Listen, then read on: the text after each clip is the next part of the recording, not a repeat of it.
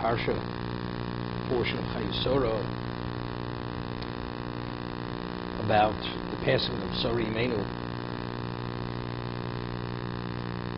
Chayei Sarah Me'er Shana, and the life of Sarah was 100 years, Esrim Shana, 20 years, Sheva Shana. Shnei Chayei Sarah, these were the years of Sarah. If the Torah tells us she lived 127 years, it's obvious these were the years of Sarah. So it's totally superfluous. So what does the pasuk, the verse conclude? Shnei Chayei Sarah, these are the years of the life of Sarah. So Rashi cites the Chazal, the Midrash, Kulan Shavim L'Tova, that all the years were equally good. Now, how do we understand this? Factually, they come to Canaan, they're confronted with famine. She goes to Egypt, she's taken by Pharaoh, she's nearly defiled. If not for the miracles, she gave the order that Pharaoh should be smitten with a plague or what in the household, she would have been defiled, raped.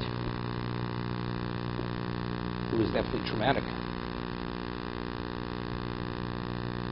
Later, she has an incident with Avimelech, also similar, which was even more serious, because there, subsequently, she became pregnant, and people attributed pregnancy to Avimelech, not to Avram. God had performed a miracle that people should understand, that Avram hovered his Yitzchak, that Avram fathered Yitzchak, because the features, the facial features of Yitzchak were identical to Avram. Traumatic. Kulan Shavim L'Tova. So what does it mean? They're all equally. Many things. Avram was thrown into the kiln. Seemingly they were married at the time. Husbands being put to death. He was a pariah. He was despised by the world. He went to battle against the four mightiest kings. Wasn't simple. Kulan Shavim L'Tova. Everything was equally good. As when they left Egypt, it was with tremendous wealth. Going down to Egypt because of the famine, being put in that precarious situation, no less than that. So how do we understand it?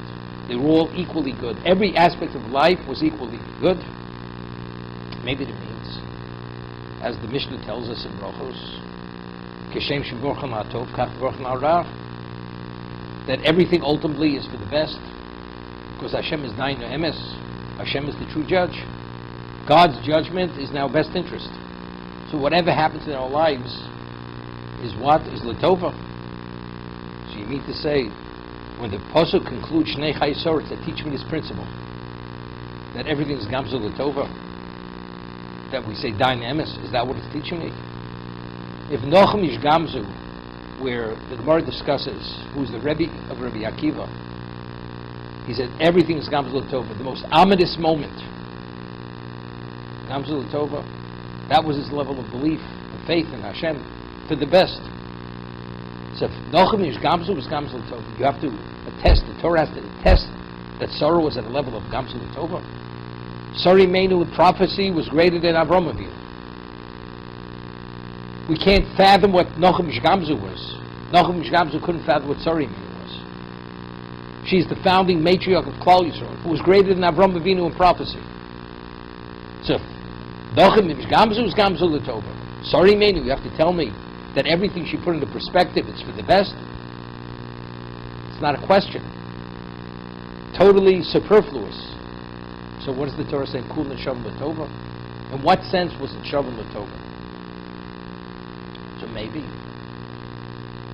we, in retrospect, looking at Sarah Imenu's life, it seemed to be disastrous. Being taken to Egypt, nearly being defiled. Every aspect of what took place. It's for us. The Torah said, Kulan Shavim L'Tova, not Kishem Shavach. We actually see that every event in Sarah Imeinu's life, although maybe at the moment it looked disastrous and catastrophic, even the question of death, in retrospect, this was ultimately, not in conceptually, factually, we see it was for the best, not for the best. It was kul nashal l'tova. Just as he mevorach ala tov, the ra here turned out to be, it wasn't ra. In the reality, it was tov, no less than that. It's for us, it's not for her. Because it's the conclusion. After living 127 years and trying to reflect back on her whole life, there was no difference between the moment she had Yitzchak at the age of 90 and being taken forcibly by Paro. Identically the same. We see it's the same. Now the question, how is it the same? A kul nashal l'tova.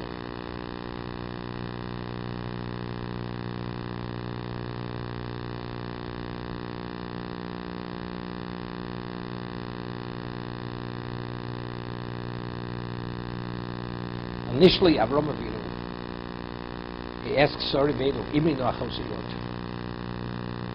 I'm asking you, you should say, you're my sister. Because I'm concerned that they kill me, and if you present yourself my sister, I'll be able to survive. My life will be spared because of you. And not only that, I will have gifts. So Sarah Imenu, by agreeing to say achosiyot, or remaining silent, is a question. Whether she was agreeable, not agreeable to it. But factually, she did not oppose Avraham Avinu. Why did we see this tremendous wealth? Because Avraham Avinu participated. Now, after Paro realized that she was a married woman, how did he realize it? Because he saw what happened. The angel struck him, and he could not approach her. His household was struck. Not only him. So immediately he summons Avram and says, why don't you tell me who was your wife? You must leave immediately. And he gives him a royal escort, because he understands how special these people are. Not only does he understand how special these people are, his own daughter Hagar, who was a princess, he said better she should be a maidservant in the house of Avram. He didn't say the house of Sarah. In the house of Avram, there'd be a princess in my palace. This all came to light, and he had this new understanding of what they were, even to give his daughter as a slave, as a maidservant.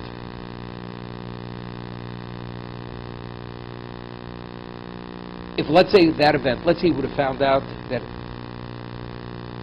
she was a married woman, he could have taken back all the wealth. He didn't take back the wealth. Why did he take back the wealth? As he gave his daughter, which his daughter definitely had to him, had greater value than the wealth. So is he going to retract the wealth? Repossess the wealth? Definitely not. So we left Egypt, Avram left Egypt, heavy laden with wealth. Gold, silver, animals, slaves. What is that? What is that? It's Masa Ovisim Lubani. The Midrash says, as Avram left with great wealth from Egypt, when the Jews left Egypt after 210 years, we left with great wealth. This is the concept of Masa Ovisim Lubani. That the dynamic already was set through Avram's own experience, being the patriarch, that it should manifest itself years later, when we left Egypt, which was the ultimate. We were able to build a Mishkan with that wealth. Many things revealed themselves because of that wealth. This is what happened. So it's kul nashal l'tova. Every aspect. So the defilement, the near defilement, the trauma, what did that bring about? It brought about a realization. In this darkened location, as he says, the people here are Anshe Zima, that people who are only understand promiscuity, licentiousness. They don't understand what holy you people have to leave here. So Paro, the monarch of the greatest civilization, he comes to realization what is pure and what is not pure. Until then, he believed what he had was the ultimate. Now he understands these people are the most special people. So due to what happened, this was the ultimate Kiddush Hashem. Although Paro wasn't converted to monotheism, but nevertheless, even for the moment, to make that statement or to come to that level of recognition, this was the ultimate Kiddush Hashem. Kul and Shavon L'Tova.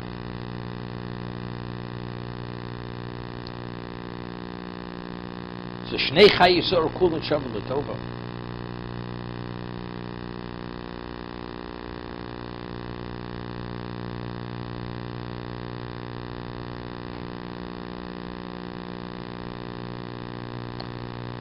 The story of Avimelech, that after he had taken her, and soon afterwards it became known she was pregnant, they attributed the pregnancy to Avimelech, and he actually fed the room himself. Ultimately, he was born, his features were identical to Abraham. Nobody, it was unmistakable. But as we'll discuss in a moment, when he matured, people were not able to discern between Abraham and Yitzchak. There was a problem. And Abraham made a request, because it was a problem. They can't discern between the son and the father. Not only him and his son. Throughout humanity, how does the young person acknowledge or respect or see the older person is more special than he is? That night, Abraham went to sleep. He woke up aged. It was obvious he was an aged person. He says, because of you, aging will begin with you. There will be aging from now on in existence. So people should be able to discern between the younger and the older. And sorry, maybe it wouldn't have been taken. This value wouldn't have happened. Because the only reason why Yitzchak had to appear identical to his father, so nobody should chas v'shalom say that the patriarch of the Jewish people was fathered by Avimelech. So it's indisputable. We have irrefutable proof. Abraham holed Yitzchak. Irrefutable. But we have a problem. But that problem precipitated something else. It precipitated, now we have aging. Aging is valuable. Because now the young are able to respect the elders. They're able to they learn from the elders. Otherwise, everybody feels they're on an equal level. So this whole concept. Shnei Chayei Sarah, Kul and Shavon L'Tova. It's not Gamzu L'Tova. Factually, we see the reality that every event that seemed to be ominous was the ultimate bracha, was blessing.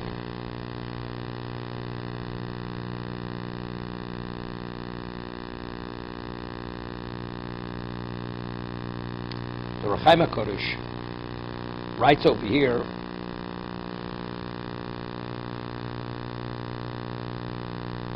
there's a question, when Sarah passed away at 127, was she not meant to live beyond 127 years? I mean, she lived a full life.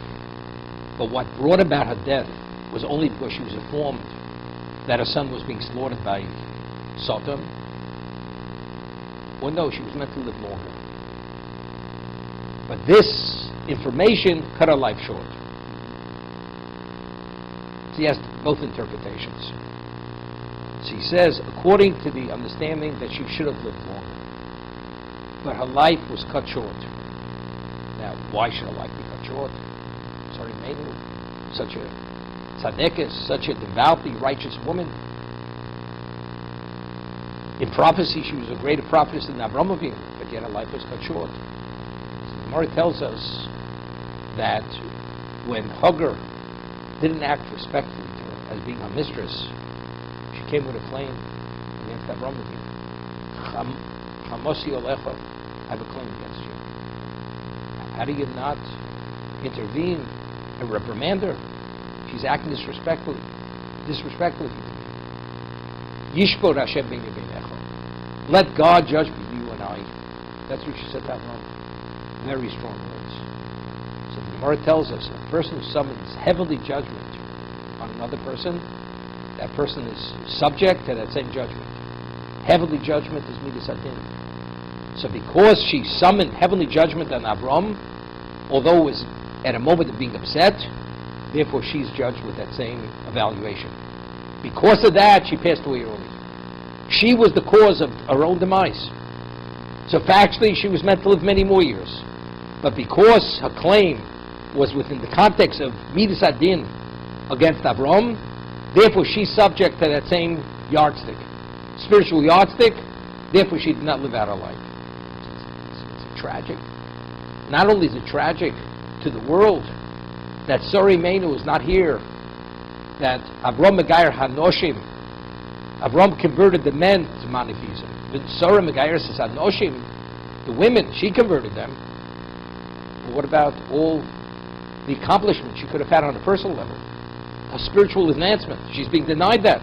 She would have lived longer, she would have done endlessly more mitzvahs. She would have served Hashem and kept advancing. Her dimension in Olam Haba would have been a different dimension. This is a loss which is not, it's not to be computed. So what Shnei Chayei Sarah? So the Orach Chaim HaKadosh says, explains,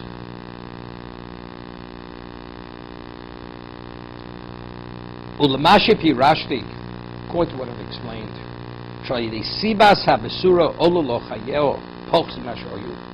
according to one understanding that her life was less than she was meant to live,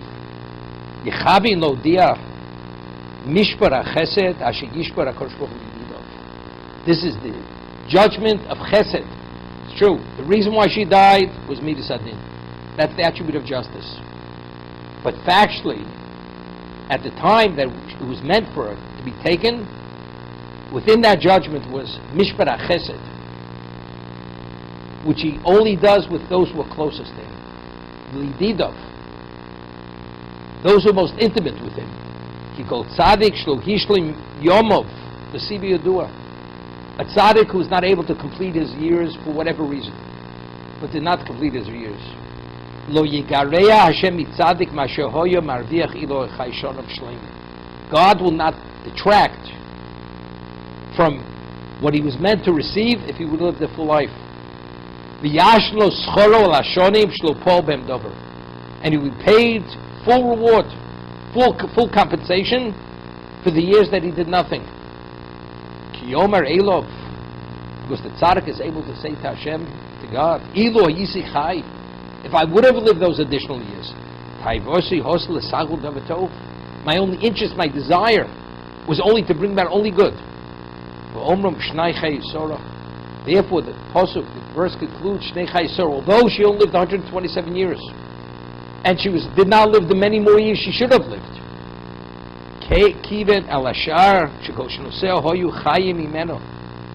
Those years were as if she did live. Although she did not live, Shnei Chayei Sarah, those years are considered as if she did live them. The Ira Bichvoda, and they were illuminated because of her own spiritual glory.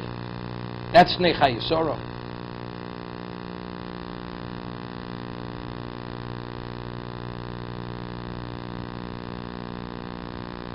It's interesting. The Gemara tells us that Moshe Rabbeinu prayed endless supplications to annul the decree that he should not go into Canaan. He wanted to go in, and Hashem says, I don't want to hear about it anymore. So there was a dialogue. The Gemara tells us, he says, do you want to eat of the fruits of the land? Is it because you're not going to get the credit, schar for the mitzvahs which you could only fulfill in Eretz Yisrael, which is no mitzvahs hatluis moros, boretz. It's the mitzvahs which are contingent on being in the location. I'm not going to be on location. I'll give you the reward for those mitzvahs, Hashem says. But let's say Hashem says, I'll give you the reward. But factually, Moshe being there, and the Klal Yisrael, the Jewish people under his leadership, under his tutelage, it will be a different dimension of Klal Yisrael. So factually, even though reward-wise, he will be fully compensated as if he would have lived there and affected them, but what about Klaus as a people? It doesn't compensate for that, because factually, Yeshua is the leader, is the manik, it's not Moshe Rabbeinu. Sarah is fully compensated, fully accredited as if she lived all the years. But factually, the people are not being converted to monotheism. Factually, Sori Menu being in existence, it's a different world. But you have Avram, but Avram is not the same as having Sarah. Sori Menu was together, it was another dimension. It's not the same. So factually, the world actually regresses or stagnates until Rivki Menu comes into being, becomes the new matriarch, and together with Yitzchak, there's a new era. There's the era of the second generation of the patriarch and matriarch, Yitzchak and Rivka, because now it's Avram without Sari Menu. Despite that,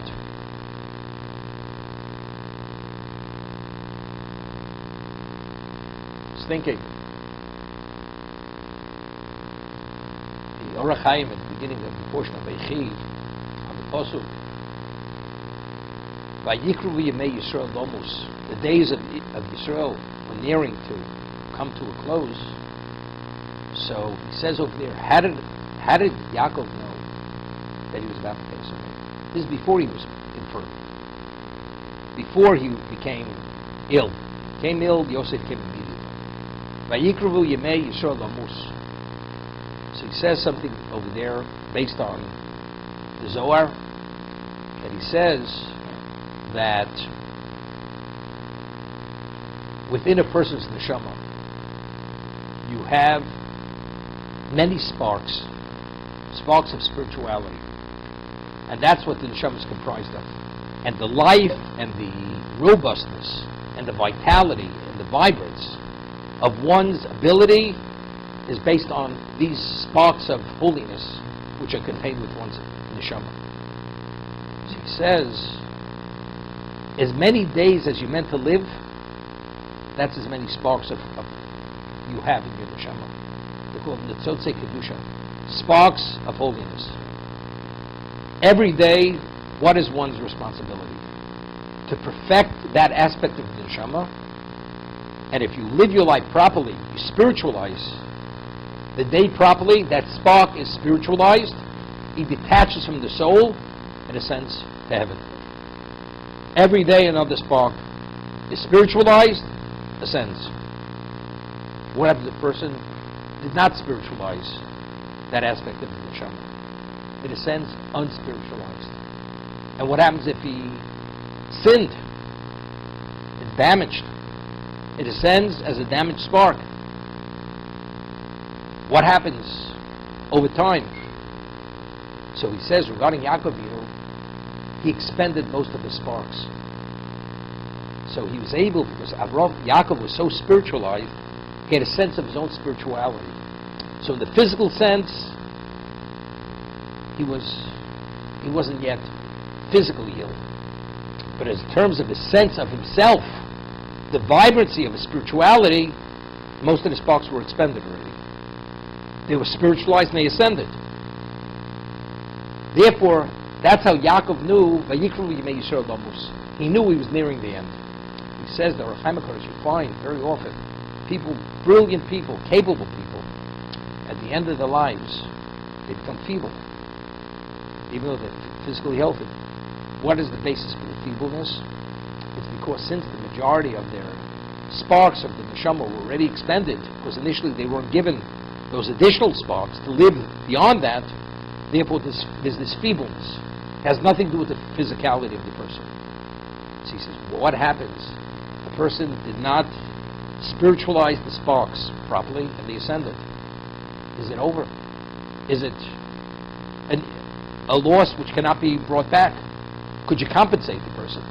Is it correctable? He says there's a gift. If a person does tshuva, a person could be given back that spark, that to perfect that spark.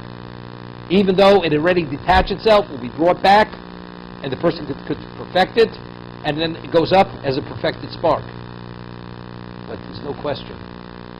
That's what I'm saying here. Let's a person choose to tshuva towards the end of his life. Towards the end of his life. But midlife, he was not there. He was in Russia. He was a mediocre person. His status and his effectiveness in existence is what? Ordinary. He's not that very effective person. But ultimately, the spark was perfected before he died. That's on a personal level. That has nothing on the world level. In terms of being within the spiritual arena, activating forces to affect other people positively, he's not there. Similarly, he'll be fully accredited because he did tshuva, because he repented. Sarah Imeinu is fully accredited and compensated for all she would have done if she would have lived. But actually she didn't live. So the influence and the effect, her presence is not there. As a result of that, who's at loss? Well, the world is at loss. She'll be accredited as if she turned, affected many people, changed them from paganism to monotheism. And whatever influence she would have had. But actually the influence is not there. It's like Rav Shach,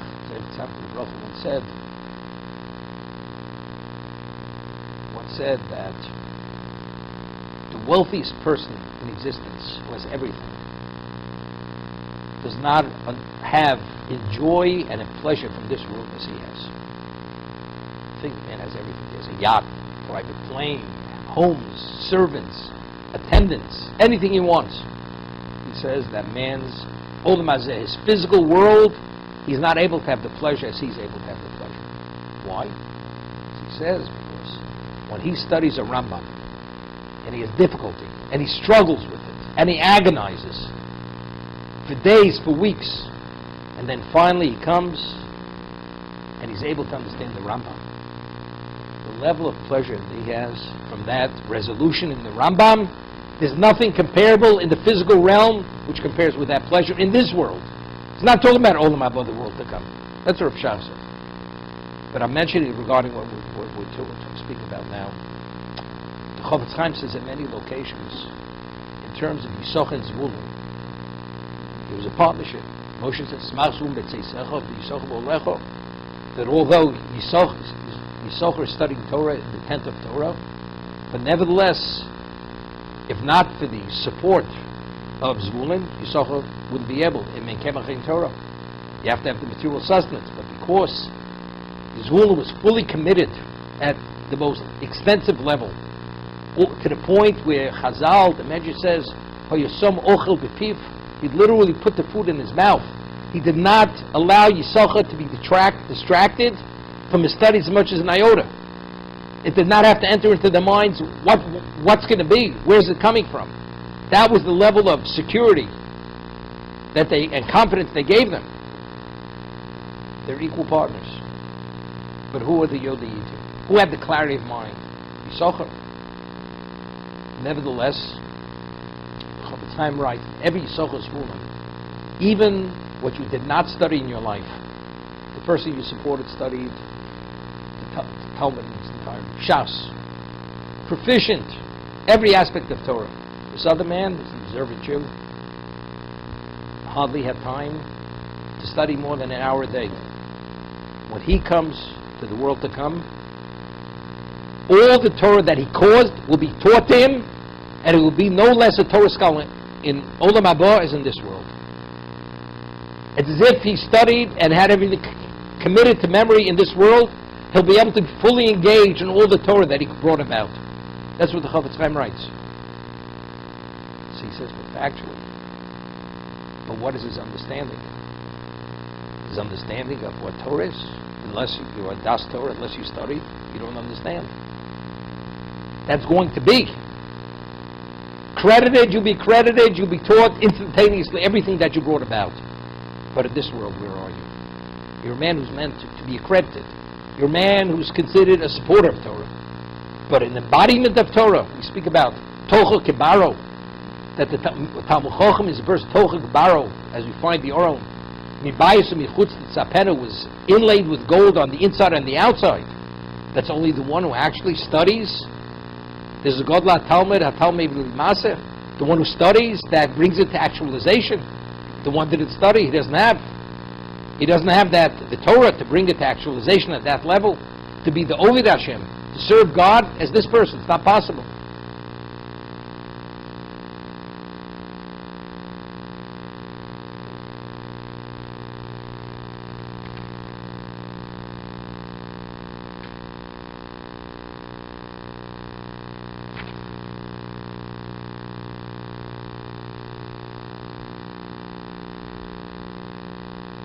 Vayovo Avram lispel the Sarah of Kosa. Avram came to eulogize his wife and to cry on her behalf.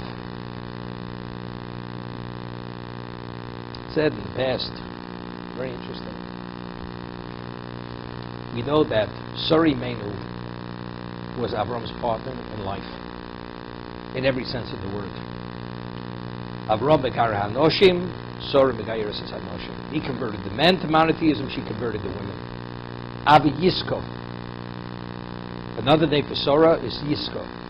So Rashi on that location says, Shesocha Baruch HaKodesh. She was able to gaze through a divine vision. She had a divine vision, this has to do with her being a prophetess, even greater than Avram Avinu. She was that's how special she was. Avram Avinu comes back after the Akedah, and he realizes that she passed away as a result of Satan sharing with her what he was about to do. V'yavra Avram lispel the Sarah of Kosa. We discussed this in the past. I'm not coming to delve into this. What exactly was Satan's calculation? Satan all along tried in the worst way to interfere that the Akedah should never come about. But actually he failed. He came as a raging river, but Avram, he persevered. Would not in any way be discouraged, persevered. Even when he was drowning in the river, what does he say to Hashem? He says to God, Bo ma'imad nafesh, I want to do your will, you're not allowing me to do your will. Immediately the river disappears. Finally he arrives, he's about to slaughter him. Don't touch the lad. Does it.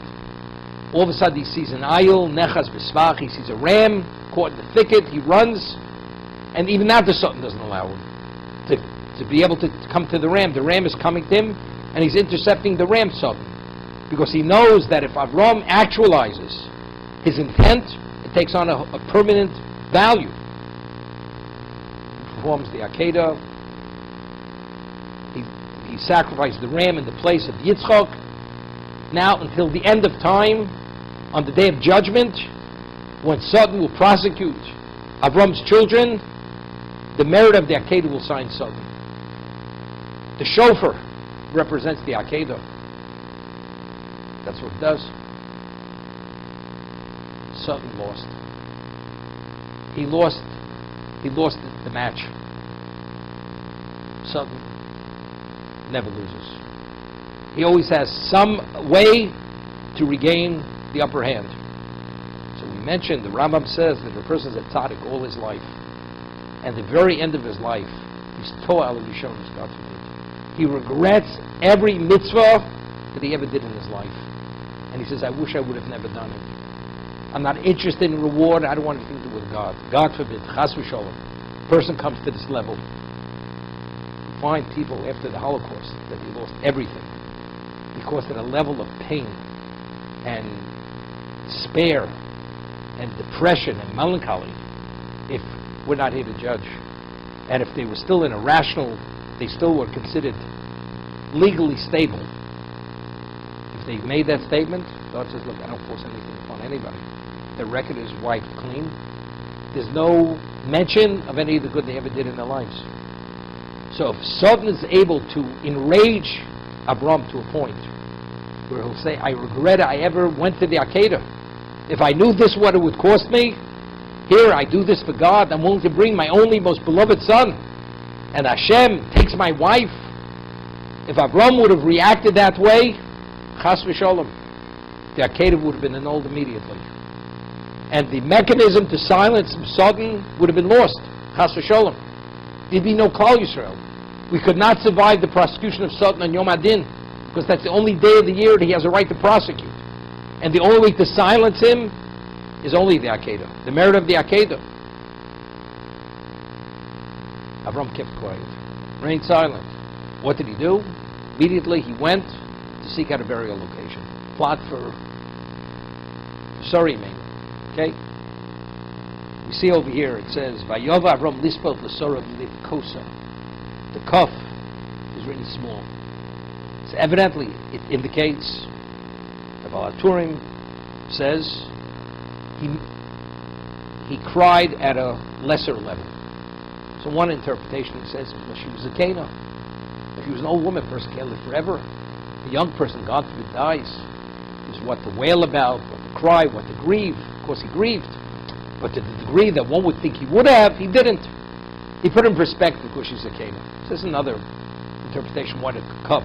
But definitely the cup, what it symbolizes, he could have cried more, but he cried not as you would have believed. He grieved and wailed to a lesser degree. The question is why. So, I once said in the name of the Ksaf Sofer, now as a human being is an emotional being. Even though we have an intellect, but we can't detach our intellect from our emotion.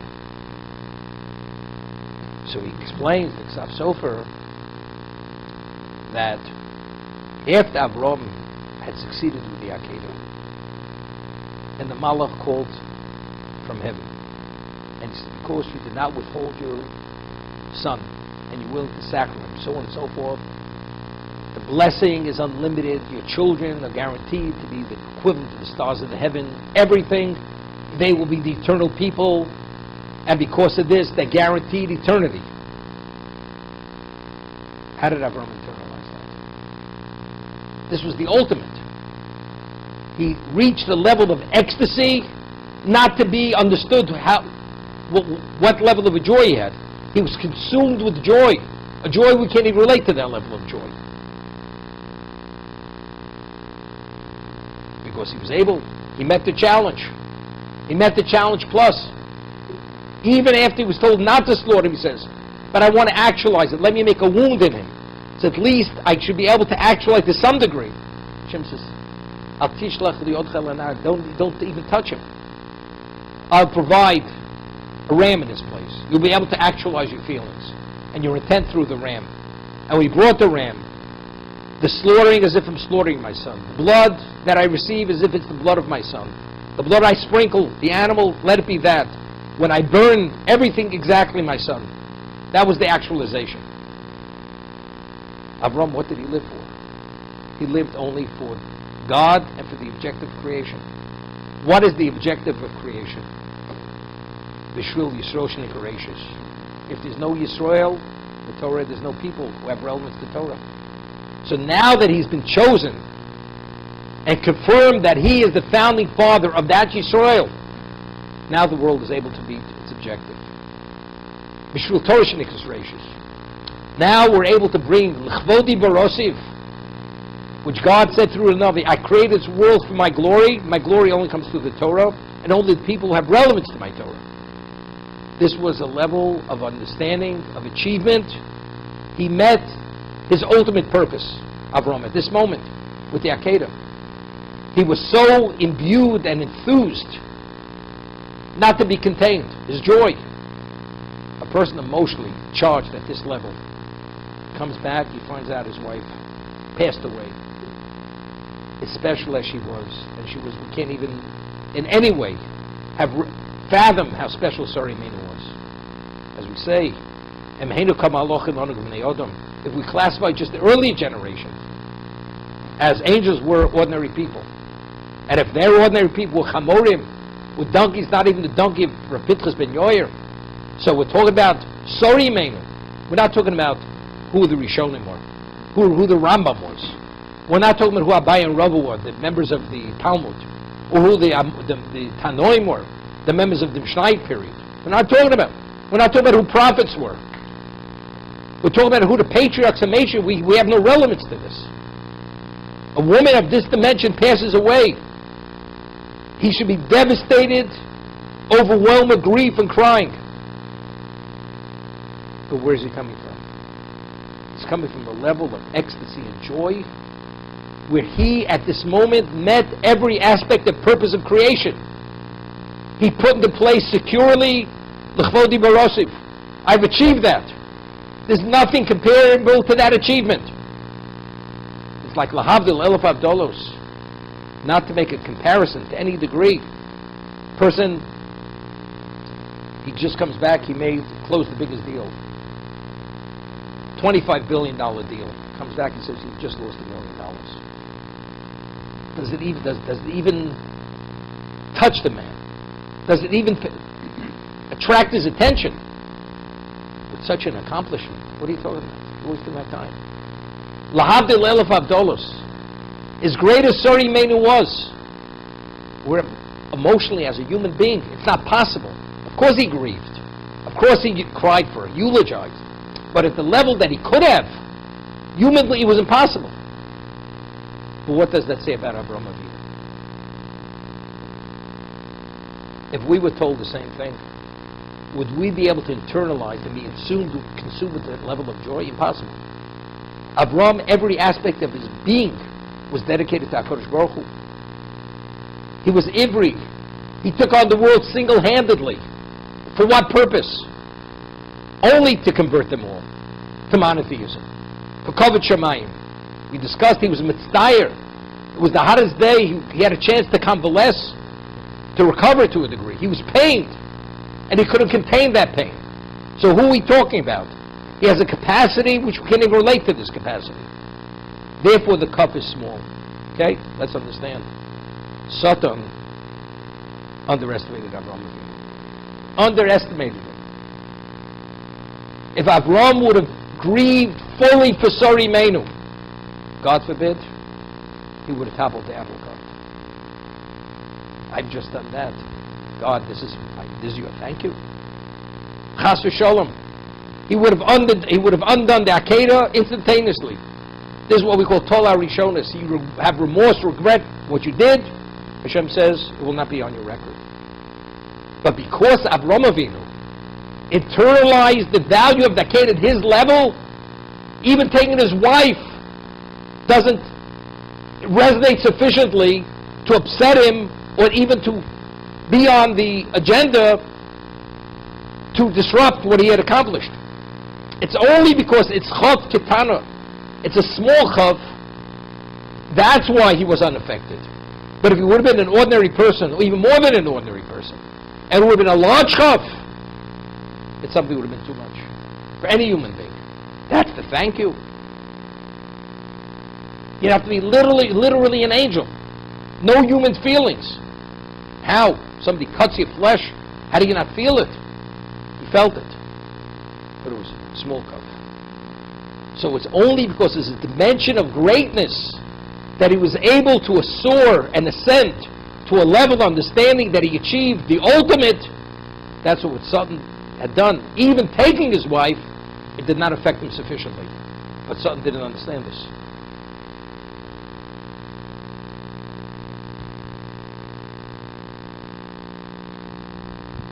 It says that Avraham Avinu said a eulogy for Sori Menu. What did he say to his husband? What did he eulogize?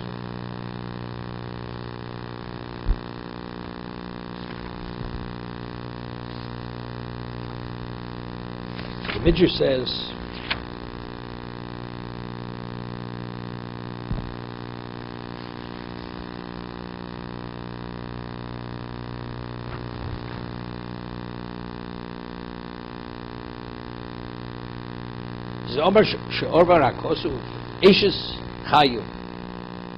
Eishes Chayil, the last psalm, the last chapter in Proverbs of Mishlei. Eishes Chayil Yimtzor. She's Ateres Balo. She's the crown of her husband. Zavram Avinu.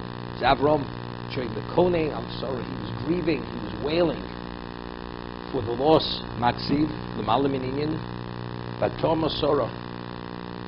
Comes back from the Akedah, but Thomas, she passed away. He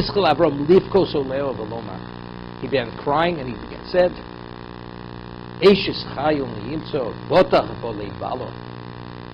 her husband, the heart of her husband relied fully on her.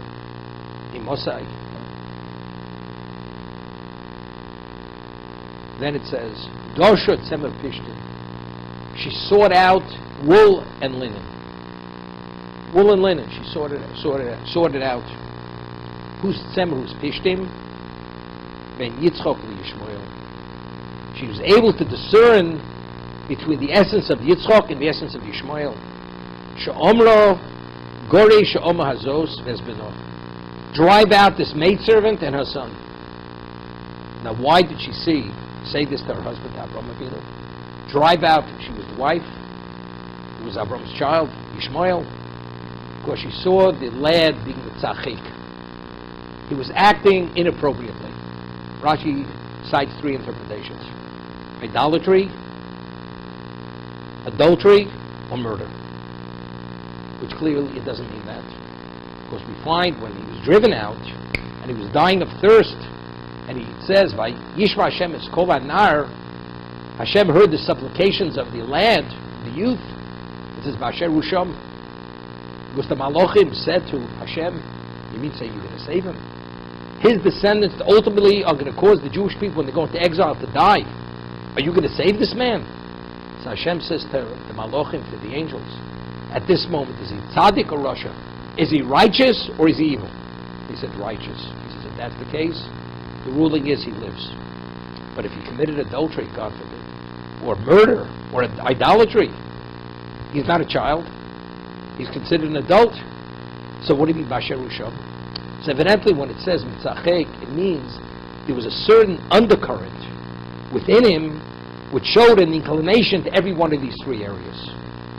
Therefore, she said, any degree of undercurrent will not allow Yitzchak to develop properly, to be the future patriarch of Klal Yisrael. Even the level is so subtle of influence, even the most subtle level of influence would interfere with Yitzchak developing to be that spiritual person who's qualified to be the future patriarch of Klal Yisrael.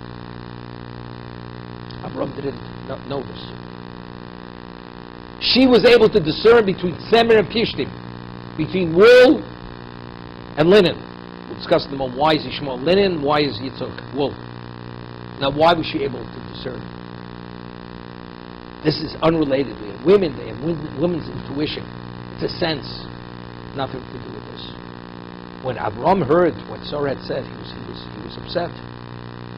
He should drive his son out. His wife, Hagar, was still a semi-wife. What does Hashem say? What does God say to Avram? Whatever Sarah tells you, listen to a prophetic voice. In prophecy, she was a great prophetess than Avram. It's not unrelated to intuition. God, due to her spiritual status, she had understandings that Avram did not have. That's how she knew. So if not for Sori Menu, Yitzchak would have never been Yitzchak. So what was part of the eulogy? Why is Yitzchak Yitzchak? Because she was Dorshet Semer Pishtim. Because initially, when he was a young boy, she was able to make that discernment between wool and linen. And therefore she told me, drive her out with her son. Because it's not going to happen otherwise. We read in this week's parsha, before he sent Eliezer to seek out a wife, the future matriarch of Klal Yisrael, it says, Hashem Beirach Avram Bakol. God blessed him with everything. What's Bakol? So Rashi cites the Midrash. Bakol, numerically, is Ben. He had wealth, he had renown, he had success, he had achievements. They all paled to having Yitzchak. Yitzchak was the ultimate achievement. But why was it the ultimate achievement? Because Dorshet Semer Pishtim. Because if Sori Meinu wouldn't have had that keen prophetic eye to see the nuances of the defect in Yishmael, Yitzchak would have never been Yitzchak. This is the ultimate eulogy. This is the Dorshet Semer Pishtim. So now the question is, why is Yitzchak Tzemer, wool, and Yishmael Pishtim? So he cites, Eitz Yosef in his commentary, he cites a Midrash. We find that Cain brought a sacrifice to Hashem. He brought from the dregs of the earth. He brought a flax plant. Hevel, when he understood that you have to acknowledge the Creator, he brought Michel V'Yachon, so from the fattest of the sheep. Hevel Hevi Gam B'choras Sono, from the choicest of the sheep. Lefichach Neser Tzemer Pishtim. Therefore, the Torah does not allow the combination of wool and linen to be combined. Shenema lo sil b'shatnis. Omer HaKadosh Baruch Hu is quoted in the Midrash.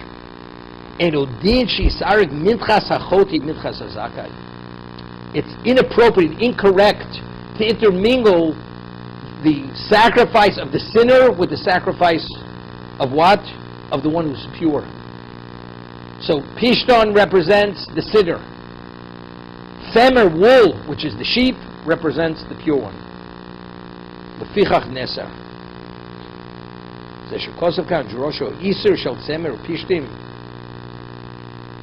Therefore, we have to separate.